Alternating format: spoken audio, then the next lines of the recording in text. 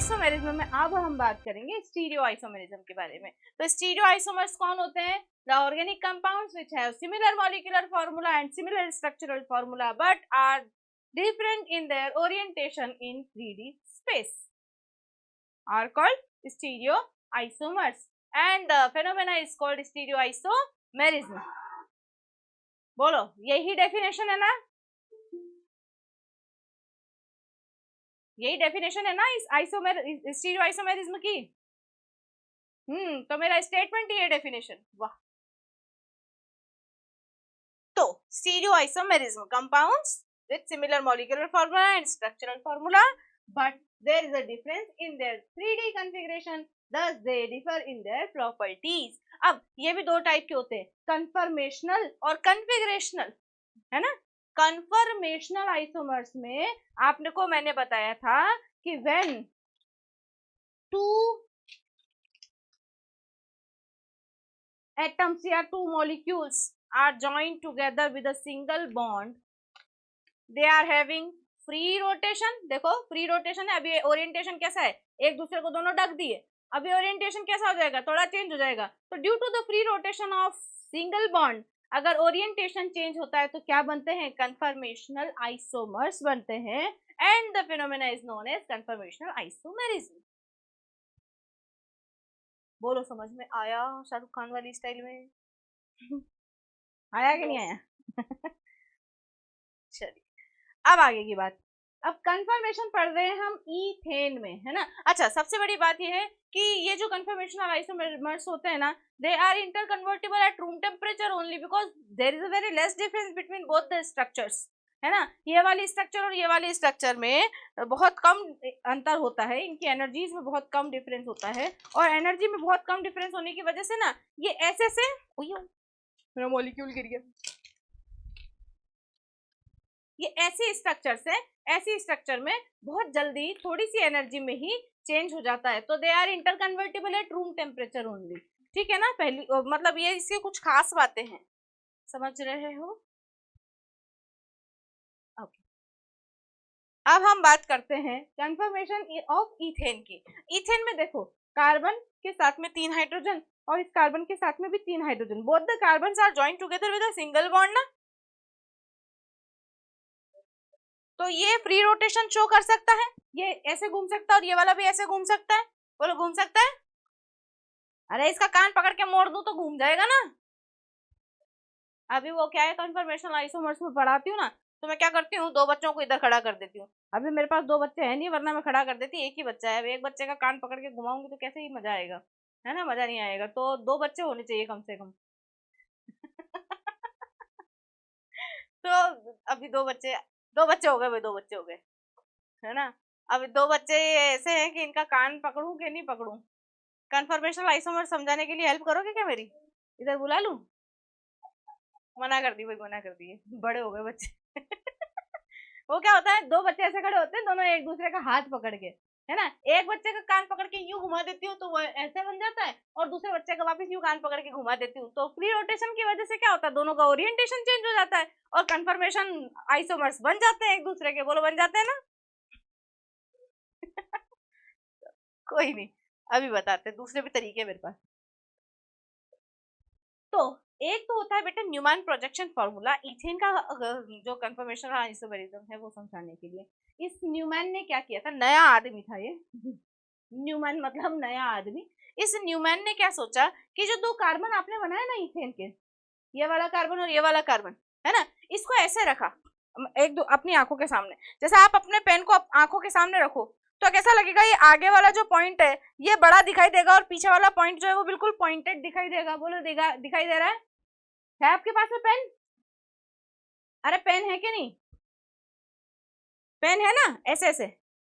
अब एक जो कार्बन है इससे जुड़े हुए हाइड्रोजन जो है उसको ऐसे आगे वाले कार्बन के हाइड्रोजन को ऐसे 120 डिग्रीज पर लगाया, ठीक है? और पीछे वाले के कार्बन ये पॉइंटेड जो है ना, ये आगे वाला कार्बन है और ये गोला जो है ना वो पीछे वाला कार्बन नजर आ रहा है, ठीक है? मान लिया? हाँ, अब इसके 3 हाइड्रोजन है, तीनों को 120 डिग्री पर अरेंज कर दिया, और पीछे वाले का हाइड्रोजन को भी, पीछे वाले कार्बन के हाइड्रोजन को भी 120 डिग्री पर अरेंज कर दिया, है ना। तो 120 डिग्री पर अरेंज करने पर इसने क्या देखा कि अगर मैं कार्बन को ऐसे पॉइंटेड देखूं तो आगे के 3 हाइड्रोजन ऐसे ट्रायंगल बनाते हुए, कैसे, ऐसे ट्रायंगल बनाते हुए, देखो ऐसे है ना, बन रहा है ट्रायंगल। अभी ऐसे ऐसे घूम सकते हैं पवन चक्की की तरह, देखिए कभी पवन चक्की घूमती हुई।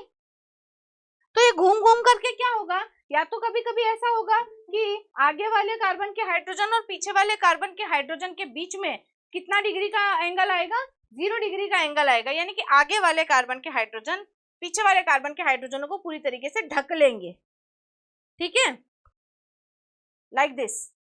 बोलो ढक लिया ना। तो एक ने दूसरे का क्या कर लिया, ग्रहण लगा दिया। अरे ग्रहण लगा दिया कि नहीं। और ग्रहण को क्या बोलते हैं, एक्लिप्स बोलते हो कि नहीं। तो एक्लिप्स स्ट्रक्चर बनी। अब क्या होगा कि आगे वाले हाइड्रोजन और पीछे वाले हाइड्रोजन एक दूसरे से ऐसे हैं, बिल्कुल एक दूसरे से छुपे हुए, है ना। अब क्या होगा, धीरे धीरे धीरे धीरे ये घूमेंगे। अब घूमते घूमते घूमते घूमते क्या होगा कि ये एक दूसरे से बिल्कुल ऐसी वाली कंडीशन पे आ जाएंगे। बोलो दिखाई दे रहा है। अब ये वाली कैसी कंडीशन आ गई, स्टैगर्ड कंडीशन आ गई। स्टैगर्ड कंडीशन में देखो, आगे वाले यदि 120 डिग्री पर हैं तो पीछे वाले भी एक दूसरे से तो 120 डिग्री पर होंगे, बट आगे वाले और पीछे वाले हाइड्रोजन एक दूसरे से 60 डिग्री के एंगल पे प्रेजेंट हो जाएंगे। तो बनने वाली जो स्ट्रक्चर है उसमें देखो, पीछे वाले हाइड्रोजन भी आप स्पष्ट देख पा रहे हो, और आगे वाले जो येलो कलर के बॉन्ड से बंधे हुए हैं ये वाले भी हाइड्रोजन आप स्पष्ट रूप से देख पा रहे हो कि नहीं, देख पा रहे हैं। तो ऐसी वाली जो स्ट्रक्चर होती है इसको स्टैगर्ड कंडीशन बोलते हैं, ठीक है। दोनों चीजें समझ में आई। इधर क्या हो रहा था, आगे वाले हाइड्रोजन पीछे वाले हाइड्रोजनों को पूरी तरीके से ढक रहे थे, ग्रहण लगा रहे थे, एक्लिप्स कर रहे थे, इसलिए वाली स्ट्रक्चर को क्या कहा जाता है, एक्लिप्स स्ट्रक्चर। क्लियर। और ये वाली कंडीशन में दोनों एक दूसरे से, आगे वाले हाइड्रोजन पीछे वाले हाइड्रोजन 60 डिग्री के एंगल पर हैं, ठीक है ना। अब मुझे एक बात बताओ कि यार ये आगे वाले हाइड्रोजन पीछे वाले हाइड्रोजनों को पूरी तरीके से ढकने के बाद में जब 60 डिग्री के एंगल पे आएंगे, है ना, इस उंगली को ही देख लो तुम तो, है ना, जब 60 डिग्री के एंगल पे आएगा तो एकदम से 60 डिग्री पे थोड़ी आ जाएगा, पहले 1 2 3 4 5 6 करते करते 60 डिग्री पर पहुंचेगा ना। तो 0 डिग्री एंगल से लेकर के 60 डिग्री एंगल के बीच वाली जितनी भी स्ट्रक्चर्स बनती है ना, उन सबको स्ट्रक्चर्स को क्या कहा जाता है, स्क्यू स्ट्रक्चर्स। क्या कहा जाता है, स्क्यू स्ट्रक्चर्स। तो 3 तरह की स्ट्रक्चर इस न्यूमैन ने बताई कि भाई जब इथेन का कन्फर्मेशन करते हैं तो आपको एक्लिप्स्ड, स्टैगर्ड और स्क्यू स्ट्रक्चर्स मिलती हैं।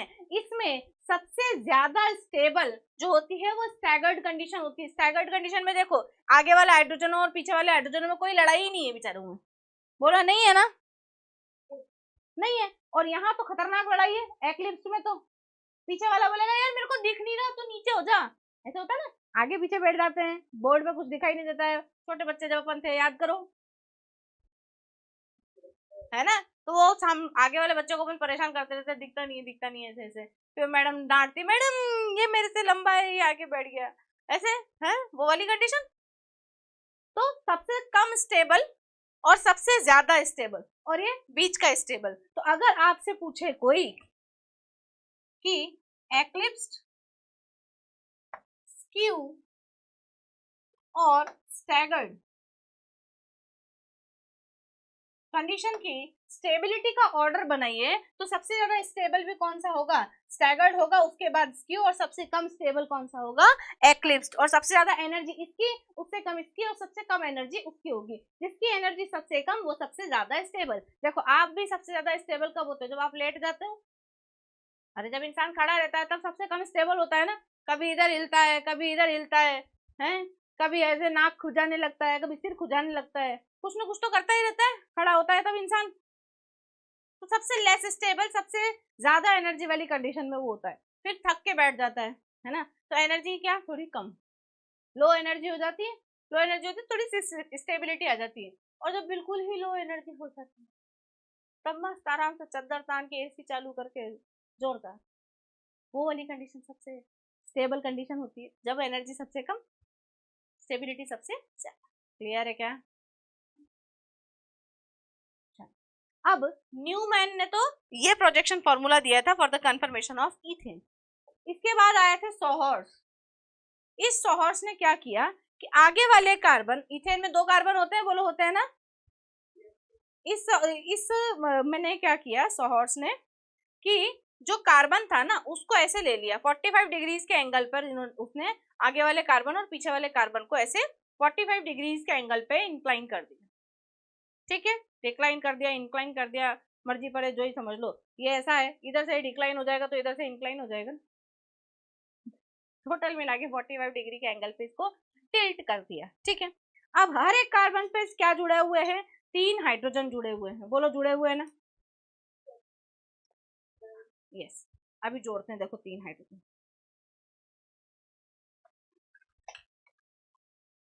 पकड़ाओ एक एक।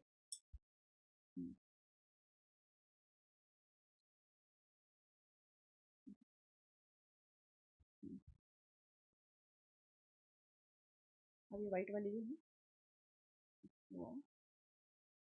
आवाज बताओ, ये हो गया, समझ में आ रहा कुछ?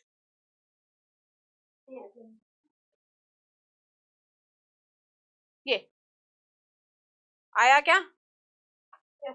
अब अगर आगे वाला हाइड्रोजन इस पीछे वाले हाइड्रोजन को, आगे वाला कौन सा है? ब्लू वाला, स्काई ब्लू वाला जो हाइड्रोजन है इस पीछे पर्पल वाले हाइड्रोजन को पूरी तरीके से ढक ले, ये रेड वाला जो है इस पिंक वाले को पूरी तरीके से ढक ले, और ये ऑरेंज वाला जो है पीले वाले को पूरी तरीके से ढक ले, तो बताओ ये दिखने वाली स्ट्रक्चर ऐसी दिखेगी कि नहीं?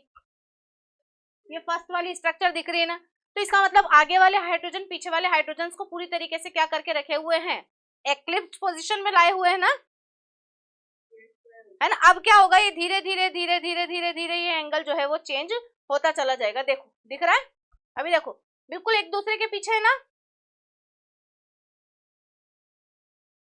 है ना। अभी देखो धीरे धीरे क्या होगा, ये एंगल चेंज होता जा रहा है, तो बताओ पीछे वाला हाइड्रोजन झांकता जा रहा है ना आपकी तरफ, और फिर और धीरे धीरे धीरे धीरे ये एंगल ऐसे चेंज होता जाएगा, होता जाएगा, होता जाएगा, और एक कंडीशन ऐसी आएगी, बोलो आ गई कंडीशन, जिसमें आगे वाले हाइड्रोजन जो हैं वो पीछे वाले हाइड्रोजन को पूरी तरीके से नहीं ढक पा रहे हैं, and both the hydrogens are at 60 degrees position. देख लो, दिख रहे हैं ना 60 डिग्री पे, तो 60 डिग्री वाली कंडीशन जो है वो कौन सी हो गई है?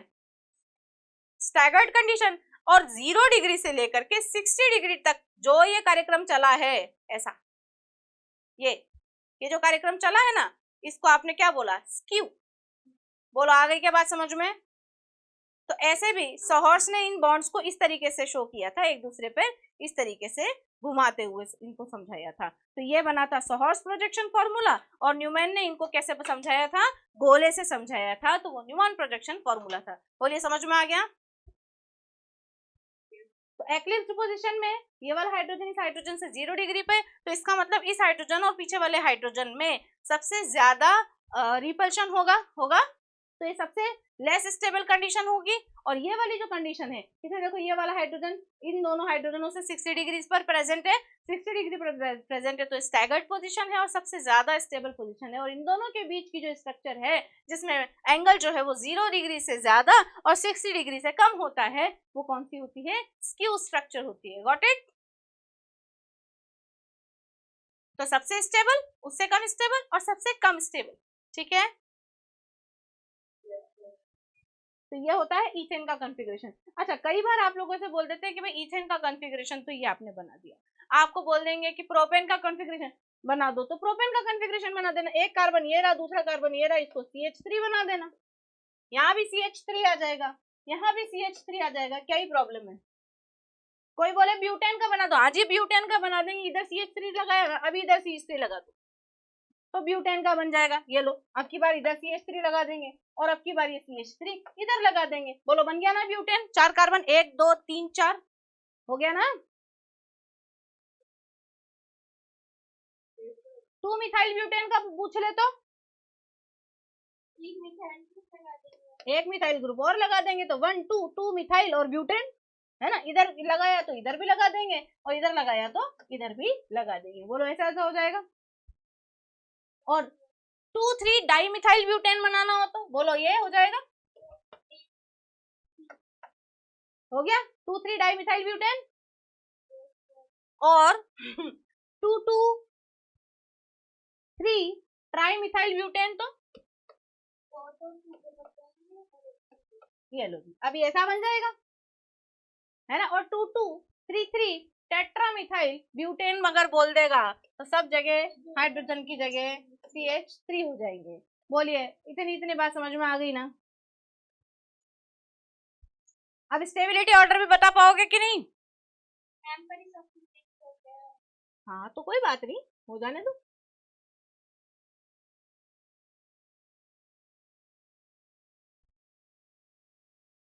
हाँ तो क्या ना समझ में, अगर तुमको बनाने को दे दिया जाएगा तो बना लोगे ना?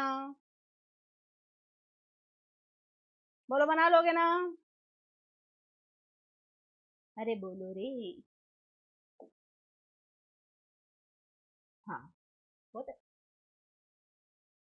बना लोगे ना।